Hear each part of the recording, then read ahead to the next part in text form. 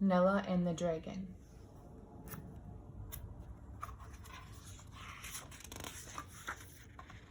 Princess Nella and her friends were playing in the royal sandbox. They had built a castle with sand towers, a sand drawbridge, and even a sandy moat.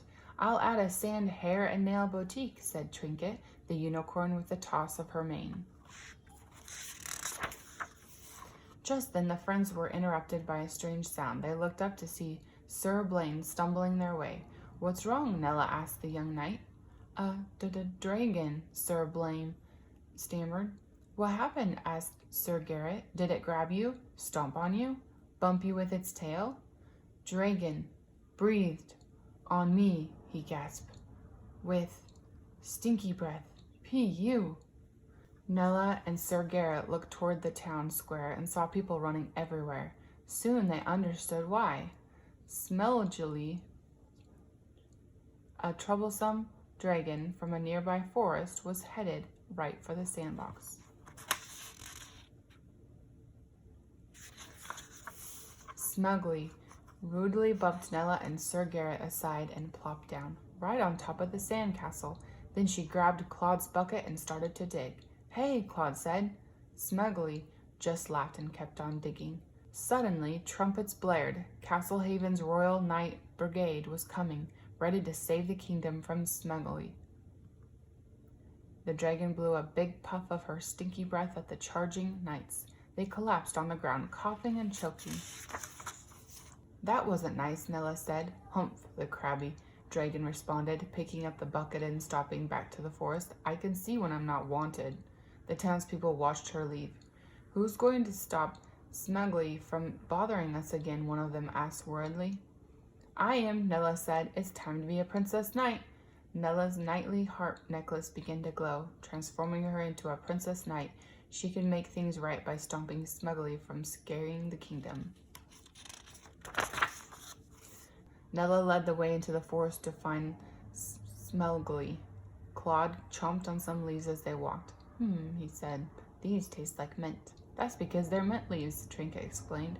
Claude was amazed. "I wonder how many other flavors of leaves there are." Nella pointed ahead to some drooping flowers along the forest path. "Smelgily's got to be close." Just then they heard a giggle and stomping footsteps. Smelgily jumped out from behind a tree. She smacked Sir Garrett and Claude, knocking them over. "Tag, you're it!" the dragon yelled. As Sir Garrett and Claude got to their feet, Nella spoke firmly to Smelgily. "That wasn't nice." "It wasn't nice to smash our sandcastle either." Smelgily frowned. "Well, fine. Be that way." She took a deep breath and opened her mouth wide. "Run!" Sir Garrett yelled. Nella and her friends raced away through the forest, leaping over logs and ducking under branches. They jumped into a pond, just in time for the cloud of smelly breath to float past them. "That was close," Sir Garrett said. "Maybe we should leave Smelgily alone." But Nella wasn't ready to give up. She and her friends found the dragon in a clearing. They watched as Smelgily tried to join a game of catch with Minotauri and Gork the orc.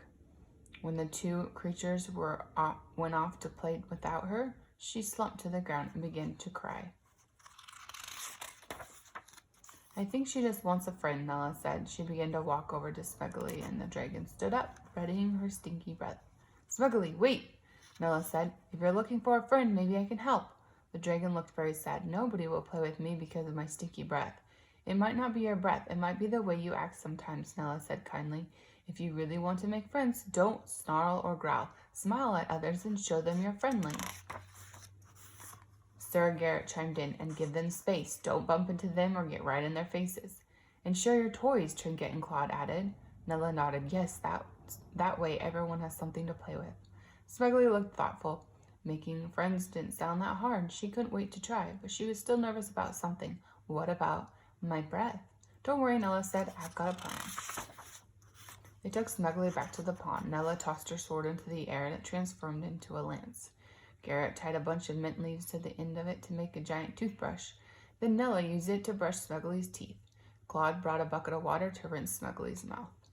Next, Nella transformed the lance into a bow and arrow. She tied one end of the ribbon to the arrow and shot it to Trinket. Claude grabbed the ribbon, and together they flossed Smelgily's teeth. The dragon smiled at her reflection in the pond. Her teeth sparkled.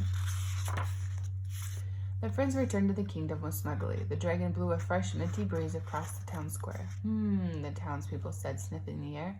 Smuggly headed straight for the royal sandbox where Princess Norma was playing. Can I play too? Smuggly asked. Princess Norma said. Smuggly sat at the other end of the sandbox, so the princess had plenty of room. Will you share your shovel? The dragon asked politely, holding out the bucket. The two happily traded toys. The townspeople looked at one another. Smuggly was behaving so nicely. Nella, Sir Garrett, Trinket, and Claude climbed into the sandbox too. Everyone worked together to build a new sandcastle. The dragon was having so much fun. Thanks for everything, guys, she said. Of course, Smuggly, Nella said, but I forgot to tell you one thing. What? The dragon asked. Tag, you're it, Nella said, and the happy dragon ran off with her new friends.